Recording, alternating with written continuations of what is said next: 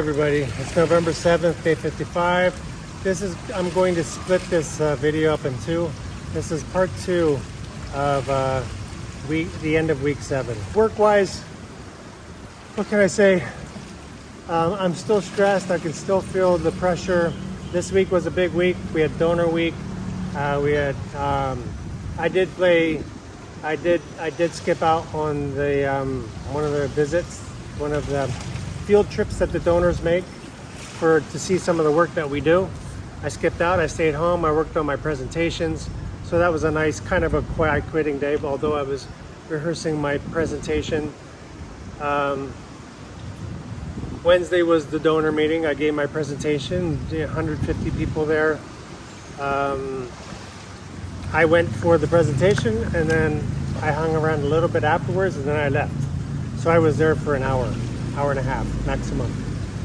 And I just stopped at the office, came home. And then Thursday was when God's father died. We sent her off. I went to the office and we had the board meeting. So at the board meeting, I did have to give a finance update and talk about my overview of finances and projections for the year and for next year. And I'm very happy. This is my last donor or board meeting with these particular people. I think individually they're okay, but as a board, I probably shouldn't say it, and I won't say it until I'm gone.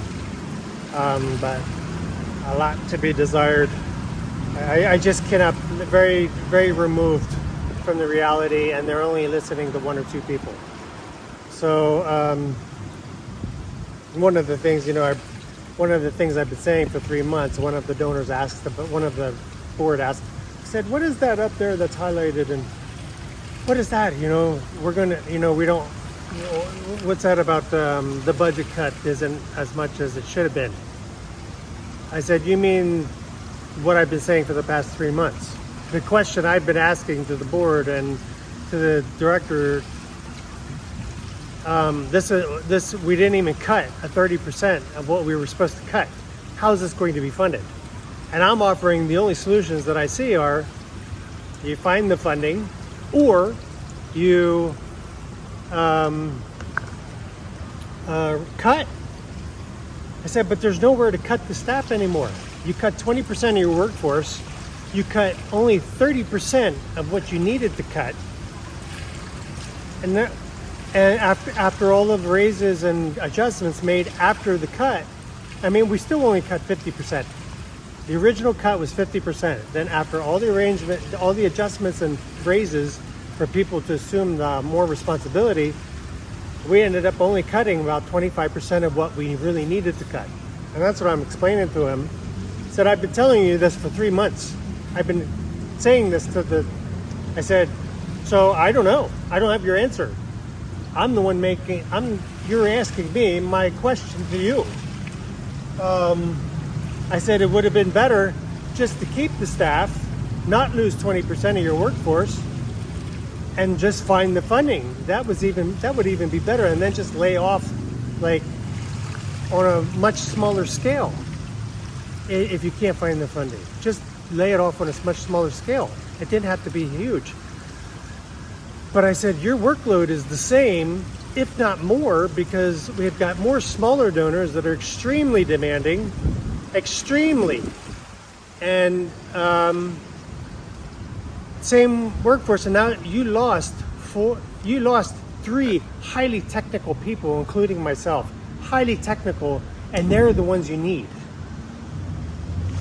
And now the generalists, the people with not the highest skill levels, are assuming those responsibilities. And not only, so even if they had the time to do it, they can't do it. I didn't go into that kind of detail, but I didn't go to that kind of degree because it would probably look arrogant and it might come across that way. But that's just the truth. And I can't change that. I was talking with a colleague director about it yesterday. I'm like, I don't know how you're going to do this. I was talking to the guy who's succeeding me. He knows. I'm like, I don't know how you're going to do it. I said, even if you could do it, I don't know how you're going to do it. So one of the things that the other board member started saying, she started talking about outsourcing some of this stuff. I'm like, so now you're outsourcing it to third parties who have no real connection to the work, and you're going to pay the same, if not more. I'm like, this is insane. This is insanity. All I know is I am glad I'm leaving. I think this is just going to be a disaster next year. So I won't beat a dead bush there, but I mean, it's just, I can't believe it. I mean, I've been in positions like this before, kind of given warnings, and I know that's when God's moving me on, when I've said the last that I can say. I can't stay under this. I mean, practically, it's just going to be awful. I think it's going to be very awful. It's going to be a lot of pressure, and I don't think they'll be able to manage. And I've seen this before, and unfortunately, yeah, that might just be the way it pans out. Maybe I might be wrong, but I haven't been wrong yet. And who loses are the beneficiaries. You know, they're just not being realistic. They're getting rid of people like me who are crying, screaming from the mountain. The cavalry is coming. The cavalry is coming, and nobody's listening. So, yeah. One thing I'll add here is I'm gonna risk sounding like boo freaking who. Oh, poor baby. But I'm just saying things as they are. During the meeting, a consultant of a couple months, he's been there a couple months. He's working on a very specific project. He's only been there a couple months. Consultant basically got a standing ovation for his couple months there as like a part-time person. He's leaving this month also. He basically got a standing ovation, a huge thank you from all of them, all of the board. That's great. Happy for him. I've been with the organization for 8 years, and I barely got a nod. I barely got a nod from any of the board members. They avoided. Not only did they avoid speaking to me throughout the day, and I don't know why. I made myself available. I was there. I was friendly. I was talking. I was available and smiling, and none of them were interested. And it's kind of been like that for 8 years. And I had one board member come up to me afterwards. Not even the treasurer. Not even the treasurer said anything to me. No, thank you. One board member came up to me kind of in private and says, I want to thank you for everything you did. It was a pleasure working with you. And he was the one who I thought would be the exception. And it was very nice of him. I'm grateful for that. But that was it. 8 years on the board. So 8 years working for an organization, and that was probably the most pathetic thank you I've ever received. Like, no recognition for any of it. And I don't do it for the recognition. My point is just the comparison. And I think this is what I can tell when things are coming to an end. And one of the reasons I'm grateful for, not to be bitter. I'm leaving happy. I'm leaving. I know I did a good job. But I mean, it goes back to a video I did a couple months ago on, going the extra mile is a crock of shit. Unless you're doing it for yourself, nobody's going to notice and nobody's going to care. I mean, the organizations are not your friends. They don't care about you. They don't. You can be friendly and stuff, and you try to do your best and get along with people, but in the end, they're going to cut you. You're a number, and you sacrifice yourself. I see some of them sacrificing themselves, and they're getting some recognition, but I'm like, it only lasts for so long, and until one point, you could end up being very bitter if everything you did before, for just one sheep. I didn't do anything to a sheep, but just, yeah, it's like, what have you done for me lately? Everything you've done before up to this point is, you don't matter anymore because you're gone. Next, organizations use you, and the people in the leadership use you. If you're not getting on with the leadership, you will ultimately be persona non grata. That's how I felt. Persona non grata. No boo fricky who. This is not a pity party. I don't expect a pity party. I'm not a victim. I worked for God. I served God. I did my job to the best of my ability. I served the organization. I'm very happy with what I did, and I'm leaving on a note. But it's just that point of, you have to be doing it. You have to be happy with what you've done, and I know I did well. So I know they're nervous. One of the ideas was to outsource some of the stuff that I'm doing, but I'm like, they're going to pay more. They're going to end up paying more because the guy who's replacing me can't do it. And then the time he's going to train someone to do something he can't do himself, I would love to be a fly on the wall, except I don't want to be. I need one of my colleague. He asked me, what are you going to do when you're gone, when you're done? And I was very hesitant to ask anything or to say anything too much. For one, we've not been getting along very well, and I didn't want to. I'm trying to keep the lines clear. There were some blurred lines there for a couple years ago, and I think the blurred lines ruined our relationship. Because I tried to be colleagues, not friends at work, professionals. We have a job to do, we do it, and if we get along, great. But I think there was some line cross. Anyway, I wasn't sure if he was fishing to see if I would be free to be available. So I think God really guided me in how to respond to him. I just said, I'm going to decompress. I'm going to rest. It's going to be my first December where I'm not going to work. I'm not going to think about work. I'm going to start decompressing. I said, I'm 8 years here. This is the first organization I've ever worked for where I never had a full holiday off. Not even like a weekend evening. And even if I took a day or two, I'm called in for something. 2 years ago, I went home to bury my mother. 2 days after burying her, I spent half of the day working on reports because they had to be done. I couldn't even mourn. I couldn't even fully mourn my mother. I had to rush back to Thailand to meet some meetings, a day after I buried my dad. So I couldn't even spend the time with my family. So this is the stuff I just want to get rid of. I mean, I'm waking up early. I'm thinking things about work.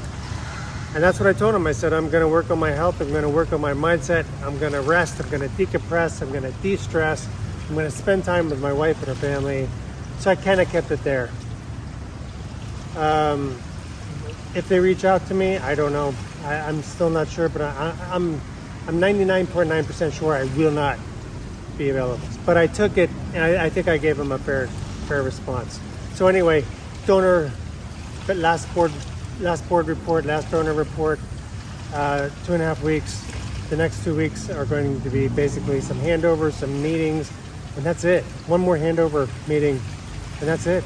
I got a doctor appointment. I'm going to be off sick day one or 2 days, getting ready for the wedding.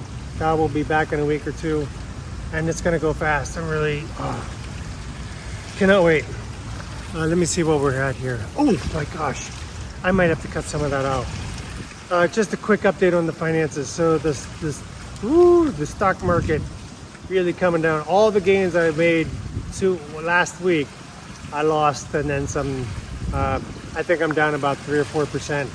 It doesn't sound like a lot, but it's like 4 or 5 months of salary. It's down huge compared to what I have. It's just amazing. Just a little bit of movement in the market can do that, and the market can tumble up to 40%, depending on what's happening in the market. Some big news was Elon Musk got his package approved for his $1 trillion package. So that means he's going to be motivated to really move Tesla along, because Tesla's been stagnant, kind of. They're really behind. They overcommit and underdeliver. He's always late with everything. The economy, jobs are coming down. Unemployment's rising a little bit. The Federal Reserve is not. We're unsure if they're going to reduce the interest rates. So my portfolio is down. I'm not really concerned about it. One thing I did do is I finally contacted my bank. There's a guy who keeps contacting me to see if I want to talk to him about I don't know, financial planning. So I was hesitant. I did confirm he is an actual bank employee. So I made an appointment with him last night, and because I'm like, let me see what they have to offer and what he offers, and I raised some questions. Told him, I'm going to be retiring on a modest budget, and I need some tools on how to manage my 2-bucket system, which I'm not sure how to do, and what kind of services do they offer. So it was really nice. He was a really nice conversation. Good thing is he's salary. He doesn't make a commission on anything. I'm gonna have to confirm that again, but I'm pretty sure that's what I wrote down. He's not salary. He's not commission based, so he's not pushing me any products. He's there to help make my bank. I won't say the name of my bank. My bank situation better. And he gets a salary, and he just kind of facilitates options. So I told him what I wanted. I'm looking for options on as I de-risk and liquidate my accounts, my stocks over the next year or two, to build up a cash reserve for that bucket one. What can I put my money into so it's not just doing nothing? Is there any high interest